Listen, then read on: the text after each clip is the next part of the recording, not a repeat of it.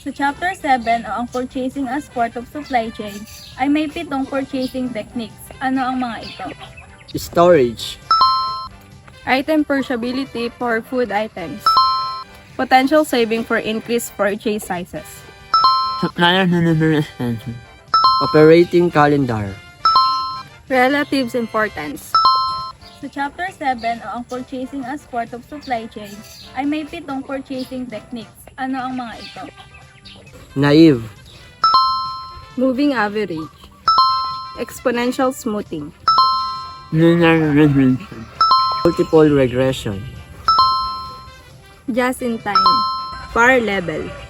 Sa Chapter 7 o ang Purchasing as Part of Supply Chain Management ay may topic na Purchasing Objectives at ito ay binubuo ng 4. Ano-ano ang mga ito?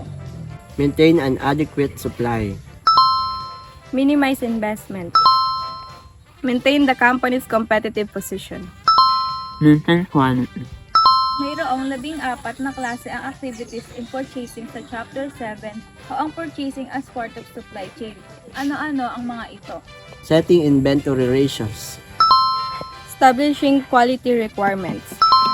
Receiving competitive outlook at the vendors. Establishing standard of pricing. Arranging financial agreements. Supervising distribution. Negotiating consolidation. Warehouse arrangement. Buying authorization. Designation of authorized product. Assessment of suppliers. Agreement supplier. Change of source.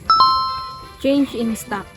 Sa Chapter 7 o ang Purchasing as Part of Supply Chain Management ay mayroong 7 klase ng Organization and Administration Purchasing. Ano-ano ang mga ito? Planning. Organizing. Staffing. Training. Budgeting. Directing. Controlling.